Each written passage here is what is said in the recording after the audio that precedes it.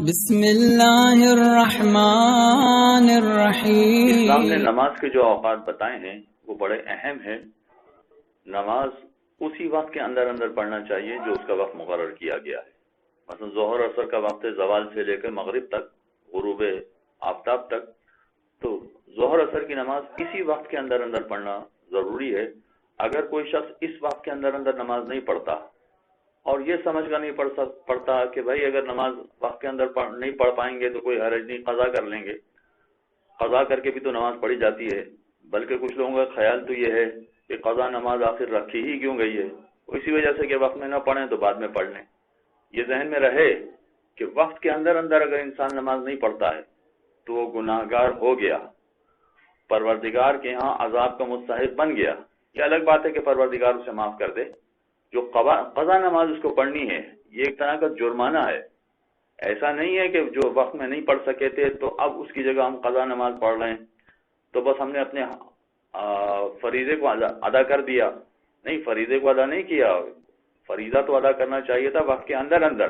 اگر وقت کے اندر ادا نہیں کیا گیا ہے تو یہ شخص گناہ گار ہے، اور پھر پروردگار سے باقاعدہ اس کی توبہ طلب کرنا پڑے گی، مغفرت کرنا پڑے گی، تب جا کے اس کا یہ گناہ بخشا جائے گا، گناہ معاف ہو جائے گا، ورنہ یہ گناہ گار تو بن گیا خدا کی نگاہ میں۔ وقت کے اندر نماز پڑھنے کی اس قدر زیادہ اہمیت ہے کہ اگر آپ کو سارے مستحبات چھوڑ دینا پڑیں تو سارے مستحبات چھوڑ دیجئے، مگر وقت کے اندر نماز پڑھیں۔ سارے مستحبات کا مطلب ہے کہ آپ اذان و اقامت چھوڑ دیں اور وقت کے اندر نماز ہو جائے تو کوئی حرج نہیں ہے، اذان و اقامت چھوڑ دیجئے۔ نماز کے اندر بھی جو مستحبات بیان کیے گئے ہیں ان کو بھی چھوڑنا پڑتا ہے، تب بھی مستحبات کو چھوڑ کے وقت کے اندر نماز پڑھیں۔ مثلا نماز کے اندر جو قنوت پڑھا جاتا ہے، اگر آپ قنوت پڑھنے جائیں گے تو نماز وقت سے باہر نکل جائے گی، تو آپ قنوت چھوڑ دیجئے۔ 2 سجدوں کے درمیان استغفر اللہ پڑھا جاتا ہے، اسے چھوڑ دیجئے۔ قنوت اور رکوع اور سجدے میں جو درود پڑھا جاتا ہے، درود کو چھوڑ دیجئے۔ یہ سارے مستحبات چھوڑ دیجئے تاکہ نماز وقت کے اندر مکمل ہو جائے۔ نماز وقت کے اندر مکمل کرنا انتہائی ضروری ہے۔ یہاں تک کہ اگر فرض کیجئے کہ ظہر اثر کی نماز ہے، اگر ظہر اثر کی نماز میں ہم نماز پڑھنا چاہیں تو 5 رکعت نماز وقت کے اندر پڑھ پائیں گے، باقی آخر کی 3 رکعت وقت سے باہر نکل جائے گی۔ یعنی کیا مطلب؟ ظہر کی 4 رکعت وقت کے اندر ہم پڑھ پائیں گے اور عصر کی فقط 1 ہی رکعت وقت کے اندر پڑھ پائیں گے۔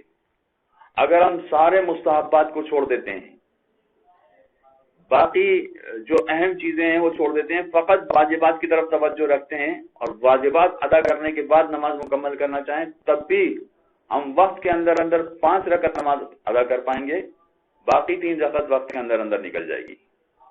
تو اکثر مجتہدین نے یہ ارشاد فرمایا ہے کہ 5 رکعت بھی اگر آپ وقت کے اندر ادا کر دیں تو آپ کی نماز ادا مان لی جائے گی۔ چنانچہ اگر 5 رکعت وقت کے اندر پڑھتے ہیں تو انسان ادا کی نیت سے پڑھ سکتا ہے، ظہر تو ادا کی نیت سے پڑھے گا، عصر بھی ادا کی نیت سے پڑھ لے۔ 1 رکعت بھی وقت کے اندر ہو جاتی ہے تو وہ ادا کی نیت سے پڑھی جائے۔ اگرچہ یہ کام صحیح نہیں ہے، صحیح کام تو یہ ہے کہ پوری نماز وقت کے اندر پڑھی جائے، مگر اگر کوئی ایسا مسئلہ پیش آ گیا ہے، کوئی سی رکاوٹ پیش آ گئی ہے کہ جس کی وجہ سے پوری نماز وقت کے اندر نہیں پڑھ سکتے، تو کم از کم یہ کوشش ضرور کیجئے کہ 1 رکعت وقت کے اندر ہو جائے۔